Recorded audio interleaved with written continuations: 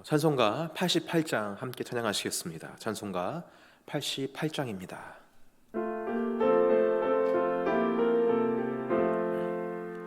내 진정 사모하는 친구가 되시는 구주 예수님은 아름다워라. 산 밑에 백합하여 빛나는 새벽별, 주님 형언할 길 아주 없도다. 내 맘이 아플 적에 큰 위로 되시며 나 외로울 때 좋은 친구라. 주는 저 산 밑에 백합 빛나는 새벽별, 이 땅 위에 비길 것이 없도다. 내 맘의 모든 염려 이 세상 고락도 주님 항상 같이 하여 주시고, 시험을 당할 때에 악마의 계교를 즉시 물리치사 나를 지키네. 온 세상 날 버려도 주 예수 안 버려 끝까지 나를 돌아보시니, 주는 저 산 밑에 백합 빛나는 새벽별, 이 땅 위에 비길 것이 없도다. 내 맘을 다하여서 주님을 따르면 길이 길이 나를 사랑하리니, 물불이 두렵지 않고 장검도 겁없네. 주는 높은 산성 내 방패시라. 내 영혼 먹이시는 그네 누리고 나 친히 주를 뵙길 원하네.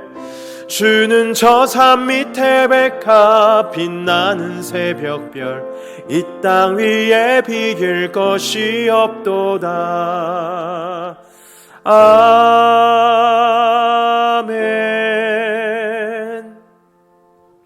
오늘 우리에게 주신 하나님 말씀은 누가복음 8장 40절에서 56절까지의 말씀입니다.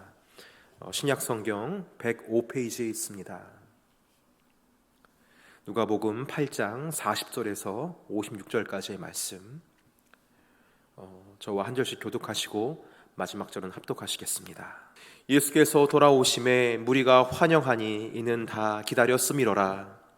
이에 해당 장인 야이로라 하는 사람이 와서 예수의 발 아래 엎드려 자기 집에 오시기를 간구하니, 이는 자기에게 12살 된 외딸이 있어 죽어가미로라. 예수께서 가실 때에 무리가 밀려들더라.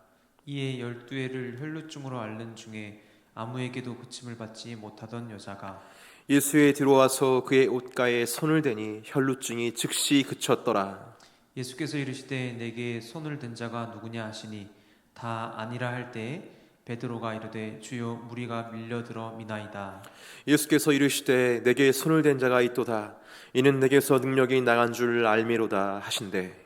여자가 스스로 숨기지 못할 줄 알고 떨며 나와 엎드려 그 손댄 이유와 곧 나은 것을 모든 사람 앞에서 말하니, 예수께서 이르시되 딸아 내 믿음이 너를 구원하였으니 평안히 가라 하시더라.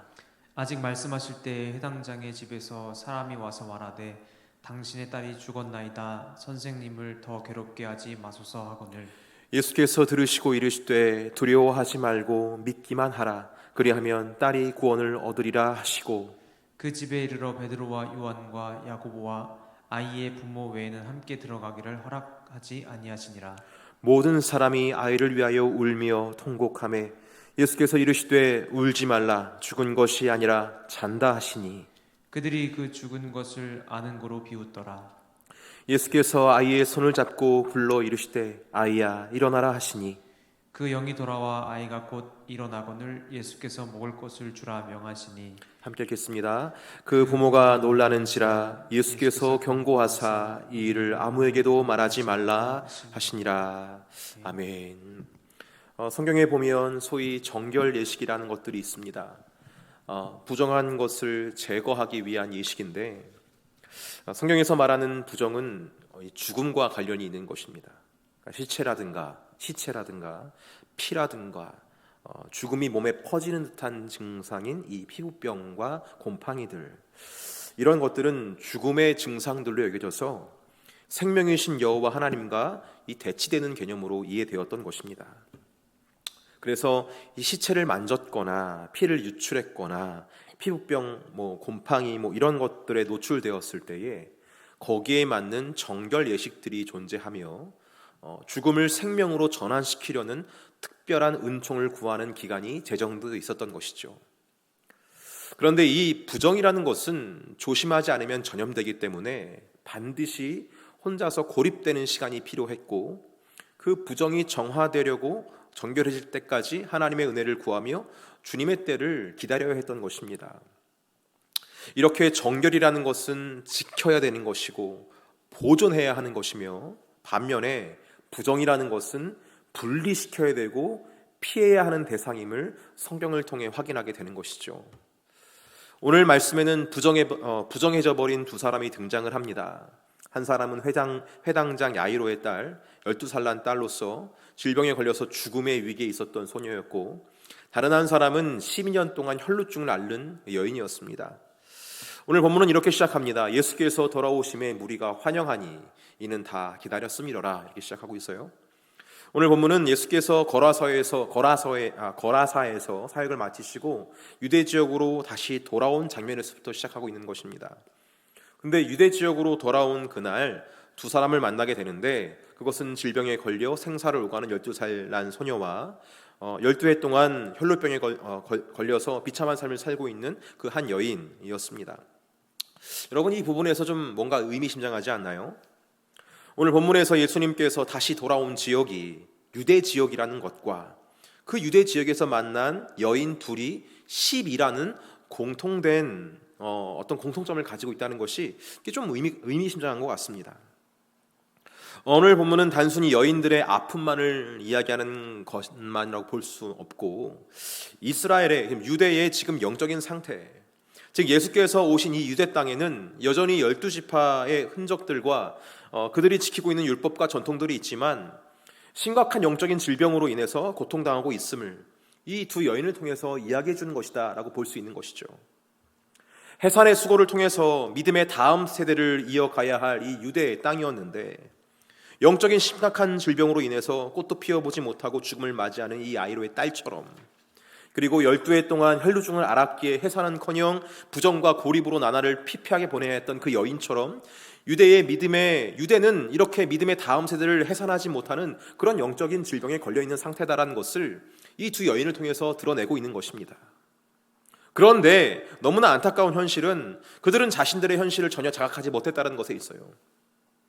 예수님을 만나려고 하는 사람들은 참 많았으나 믿음을 가지고 예수님께 가까이 하는 자는 혈루증을 12해 동안 앓던 여인 그 한 사람이었으며, 예수님의 치유 사역에 대해서 관심 갖는 사람들은 참 많았지만 예수님께서 죽음마저 생명으로 바꾸실 것이다 라는 기대하는 사람은 아무도 없었다는 것을 우리는 보게 되는 것입니다. 부정함이 무서운 것은 스스로 부정하다는 것을 자각하지 못하게 한다는 점이에요. 왜냐하면 부정함은 그냥 가만히 두면 온 몸에 퍼지게 되어 있습니다. 그리고 그 부정함을 통해서 몸 안에 퍼지는 죽음의 세력은 모든 감각을 마비시키는 거예요. 그래서 경직시키고, 그래서 결국 생명을 파괴하는 무서운 영적인 질병이 바로 이 부정함이죠. 이런 생각을 해봅니다. 부정함은 그렇게 온 유대를 집어삼키고 있었기에 예수님께서 다시 유대로 돌아오셨습니다. 하지만 유대 백성들은 웃음으로 예수님을 환대하고 있죠. 그냥 그저 잘 오셨다고, 우리에게 치유 사역, 말씀 사역을 통해서 새로운 은혜를 달라고 그냥 그렇게만 지금 예수님을 환송하고 있는 것입니다. 하지만 여러분, 지금 유대의 상황은 그렇게 호락호락한 상황이 아니었어요.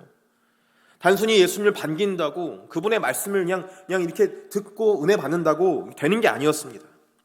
오늘 본문의 야이로처럼 그들은 무릎을 꿇고 엎드려서 자신의 부정함에 대해서 예수님 나를 회복시켜달라고 그렇게 막 간절히 간구해야 했습니다. 이 여인처럼 자신의 부정함이 있었지만 그렇게 주님을 좀 어떻게든 만져보려고 그렇게 간절하게 찾았어야 되는 사람들이 바로 이 유대 지역의 모든 사람들이었는데, 그들은 너무 건조해요. 간절하지 않아요. 그냥 예수님을 그냥 오는 것에 대해서 기쁨과 환희, 한번 구경 한번 해볼까, 이런 느낌이라는 것이죠. 오늘 이 새벽에 이 자리를 기억하신 여러분들은 모두 오늘 본문의 야이로와 같은 심정으로, 또 12해 동안 혈루증을 앓는 여인과 같은 심정으로 이 자리를 기억하시는 줄 저는 알고 있습니다. 그렇다면 여러분, 사랑하는 성도 여러분, 주님의 손길 안에서 여러분에게 치유와 회복의 역사가 있기를 예수님의 이름으로 축복합니다. 오늘 본문의 야이로의 딸과 혈루증 걸린 여인이 예수님의 사역을 통해 치유받아서 부정함에서 정결함으로 회복되었던 것처럼 그런 놀라운 은혜가 여러분에 있기를 예수님의 이름으로 축복하는 거예요. 여러분들이 그런 치유와 회복의 은혜를 받게 되면 여러분은 이 시대의 하나님의 메시지가 될 것입니다. 여러분 각자가 겪는 아픔과 연약함, 여러분 근데 그것은 단순히 여러분 혼자의 아픔과 연약함이 아니란 것을 아셔야 돼요. 우리가 겪는 아픔은, 우리가 겪고 있는 이 연약함은 우리 시대 전체가 경험하는 아픔이고 우리 시대 모두의 연약함임을 여러분 아셔야 돼요. 하나님께서는 그런 자들 중에서 나 같은 한 사람을 부르시고 나를 치유하시고 회복시키시길 원하시는 거예요. 그래서 우리를 이 시대에 하나님의 메시지로 세우셔서 나와 같은 아픔을 가지고 있는 자들을 그들도 초청하시는 겁니다. 그래서 우리가 먼저 그런 은혜를 받아야 한다는 거예요. 오늘 본문의 야이로의 딸과 혈루증을 앓을 여인에게 하셨던 것처럼 그들은 예수님께 치유와 회복을 받게 되었고, 그렇게 그들 자체가 메시지가 되어서 지금까지도 우리에게 어떤 영향력을 주고 있지 않습니까? 그런 의미에서 오늘 예배를 드리고 있는 여러분들에게 하나님의 치유와 놀라운 회복의 역사가 부어져서 여러분과 여러분 집안에 흐르는 모든 부정함이 주 예수 그리스도의 십자가 보혈로 정결함을 입게 되어 치유되고 회복되는 역사가 있기를 예수님의 이름으로 축복합니다. 그래서 여러분의 삶과 여러분 집안의 모든 것들이 주님의 영광이 되어지고 주님의 메시지가 되어서 여러분들을 통해서, 여러분 가정을 통해서 주님이 증거될 수 있도록, 그렇게 여러분들이 그리스도의 편지로 살아갈 수 있기를 예수님의 이름으로 축복합니다. 오늘 말씀을 준비하면서 설교 메시지는 분명했어요. 야이로와 혈루증 걸린 여인의 믿음을 이야기하면서 우리도 그런 믿음을 갖자. 그런 믿음으로 말미암아 구원을 얻게 되니까 우리 그렇게 믿음으로 간절히 반응하자. 이런 설교의 메시지를 증거할 수 있었습니다. 하지만 한편으로 그런 생각도 들었어요. 간절한 그들의 믿음, 그 정성 물론 있지만 우리가 마땅히 살펴봐야 될 것은 그 간절함에 응답하시는 예수님, 우리의 정성을 알아주시는 그 예수님의 그 마음은 어떤 것인가? 이 세상을 살아가면서 우리 모두는 어떤 간절함을 가지고 살아가죠.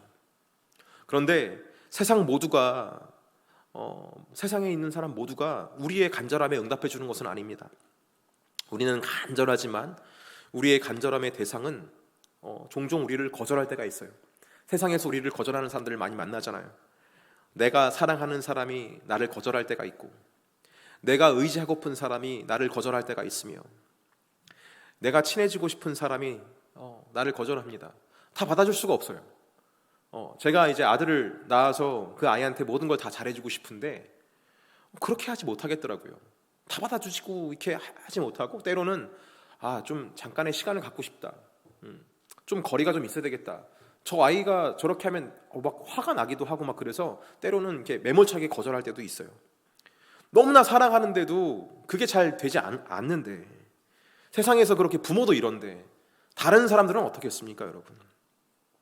그래서 그에 대한 상처로 우리는 거절감이라는 것을 갖게 되고, 너무나도 많은 시간 동안 그 거절감에 노출되어 상처를 받게 된 우리는 누군가에게 또 거절받는 것을 두려워해서 자신도 모르는 사이에 방어 기제를 사용하게 됩니다.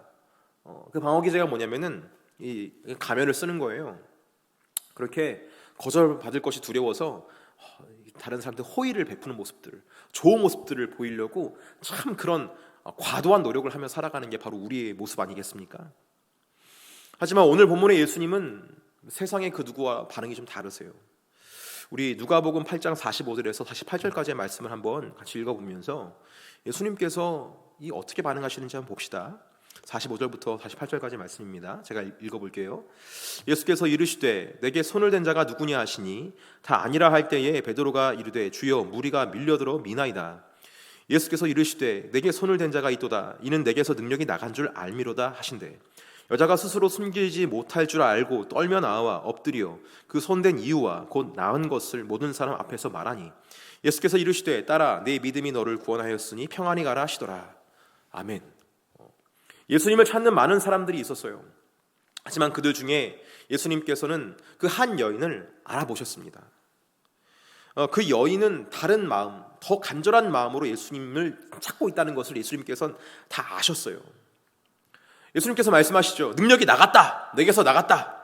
이 말은 예수님께서 모르는 사이에 능력이 막 쭉 빠져나갔다 뭐 이런 말을 하는 게 아니에요. 능력이 막 새어나갔다 막 이런 말을 하는 게 아닙니다. 예수님께서는 그 여인의 사정을 이미 다 알고 계셨어요.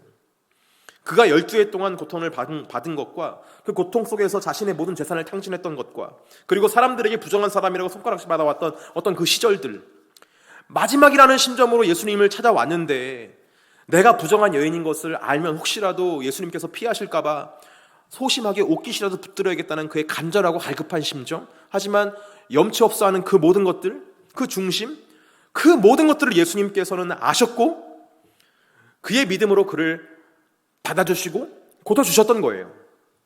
그런 과정을 예수님께서는 능력이 빠져나갔다라고 표현하신 겁니다. 하지만 예수님께서는 그렇게 그가 고침받은 것에 만족하지 않으셨어요. 그와 얼굴을 맞대고 더 깊은 교제로 나아가고 싶었고 이 여인을 그리스도의 메시지로 사용하길 원하셨던 거예요. 그래서 그를 찾으십니다. 내 옷깃을 만진 자가 누구냐? 이 질문 역시 예수님께서 그가 어디 있는지 모르시기 때문에 이렇게 막 말씀하신 것이 아니라 그 질문으로 이 여인에게 대답할 수 있는 기회를 주신 거예요. 그래서 나설 수 있는 명분, 내 앞에 설 수 있는 명분, 삶이 메시지가 될 수 있는 어떤 그 기회를 예수님께서 불러주신 겁니다.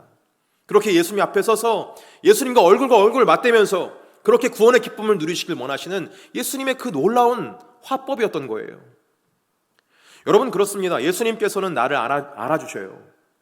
세상 사람들은 단순히 나의 부정한 모습을 보고 연약한 모습 보면서 손가락질하고 너 그거밖에 안 되냐? 너는 이렇게밖에 안 되는 인간이다. 네 인생은 이제 저주받았다. 너는 끝났다. 근데 그분은 그렇게 바라보시지 않는다는 거예요. 자신의 몸에 손을 댄 율법으로 치면 부정한 그 여인의 손길을 바라보시면서 예수님께서는 아주 친근하게 말씀하십니다. 딸아라고 말씀해요. 딸이라고 말씀하세요. 아주 부드럽게 말씀하시는 거예요. 그녀의 발걸음을 그 모든 정성들을 아주 귀하게 바라보시는 것입니다. 여러분 이 새벽에 이 말씀의 자리로 온 것, 여러분들의 가족이나 여러분들의 친구들 혹여나 어떻게 바라보실지 모르겠어요. 그런 여러분들의 발걸음, 이 시간에 이렇게 화면을 바라보면서 예배드리고 있는 여러분의 모습을 저것도 저렇게 의미 없는 행동들을 하네 이렇게 볼지도 모르겠습니다. 하지만 여러분 예수님께서는 그렇게 바라보지 않으세요. 그 모든 여러분들의 정성과 그 마음과 그 중심을 아주 기쁘게 받으십니다. 그러면서 우리에게 더 믿음을 발휘해서 예수님 앞에 서기를 원하시는 거예요.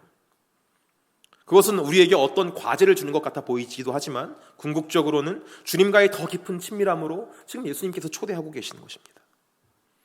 사랑하는 성도 여러분, 우리의 인생을 아시고 우리의 아픔을 아시고 우리의 중심을 아시는 그 예수님께서 지금 우리를 부르십니다. 주님의 부르심에 담대히 응답하셔서 예수님과 얼굴과 얼굴을 맞댈 수 있는 그 자리로 더 깊이 나오실 수 있는 저와 여러분 되기를 예수님의 이름으로 축복합니다. 49절을 보면 좀 다소 안타까운 장면이 나오는데요. 49절 말씀 같이 한번 읽어봤으면 좋겠어요. 아직 말씀하실 때에 회당장의 집에서 사람이 와서 말하되 당신의 딸이 죽었나이다. 선생님을 더 괴롭게 하지 마소서 하거늘. 사실 오늘 본문은 두 개의 상황이 연결되어 있는 이야기죠.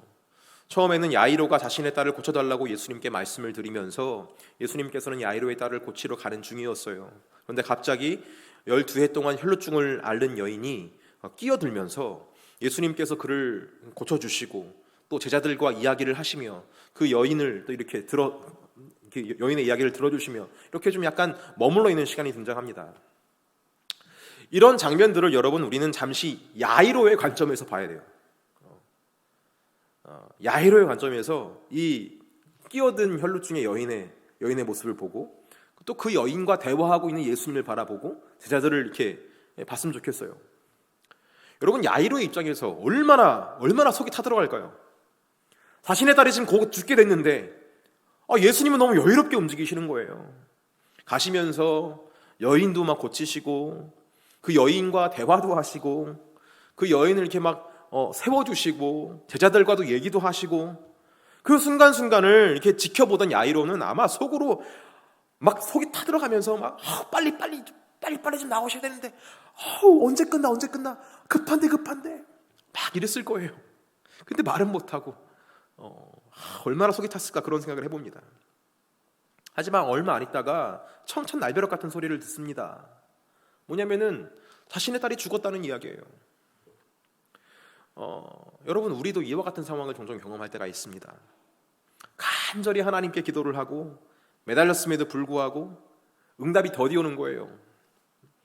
그런데 차라리 더디게만 오면 되지, 나중에라도 임하면 좋은데, 오늘 본문의 야이로의 딸이 결국 죽음을 맞이한 것처럼 결국에 응답해 주시지 않아가지고 우리의 상황이 복구가 불가능할 만큼 망가져버릴 때가 있어요.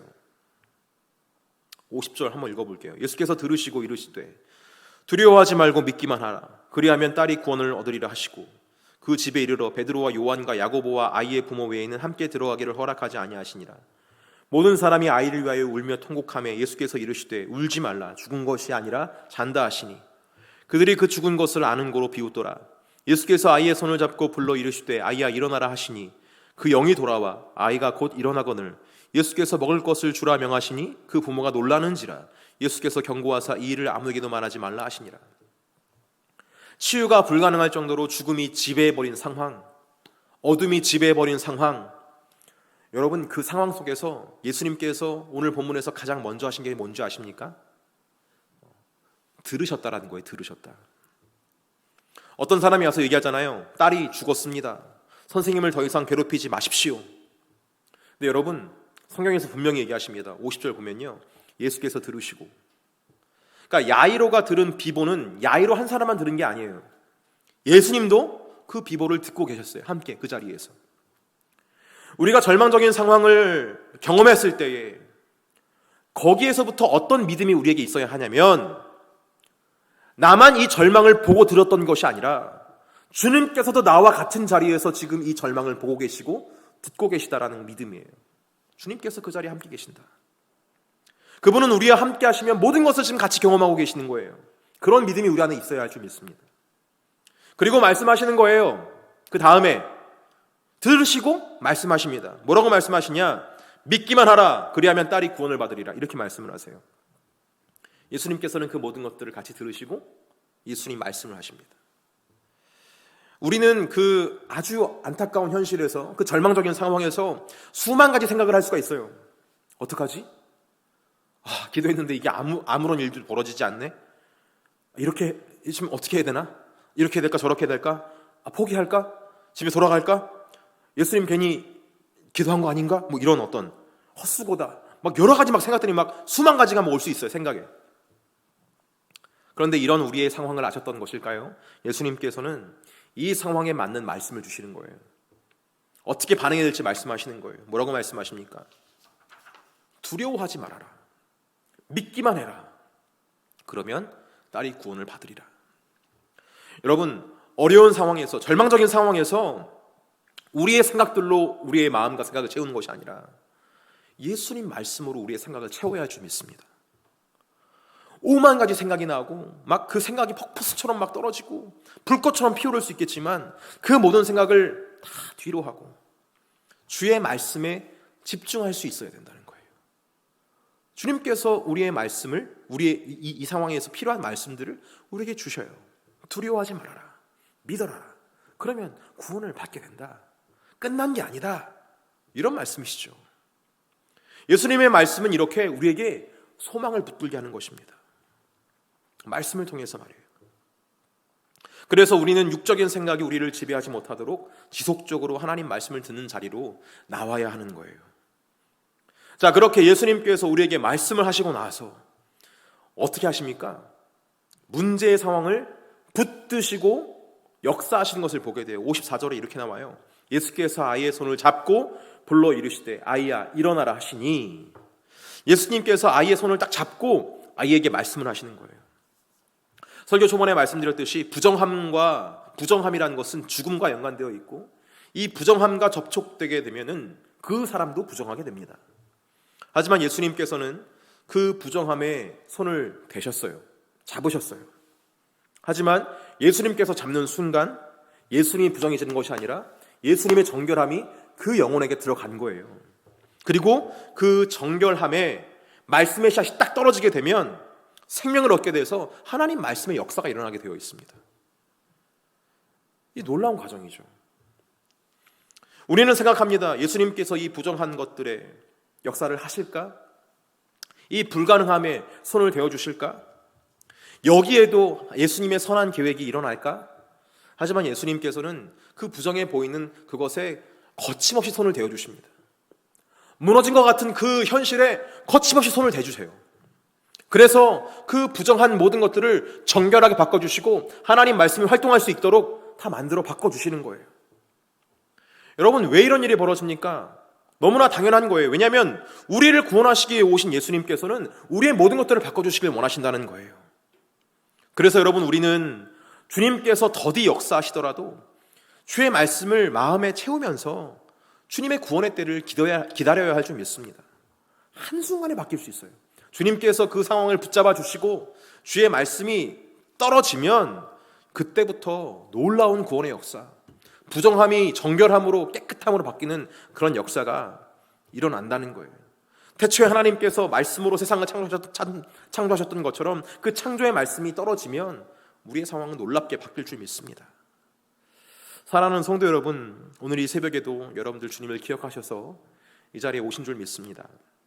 그 주님께 우리의 어떤 부정한 마음, 부정한 상황들, 여러 가지 어려움들을 이야기할 수 있는 저와 여러분 되기를 바랍니다. 그렇게 우리가 내어놓으면 주님께서 반드시 응답을 하세요. 왜? 주님은 그러기 위해서 오셨으니까.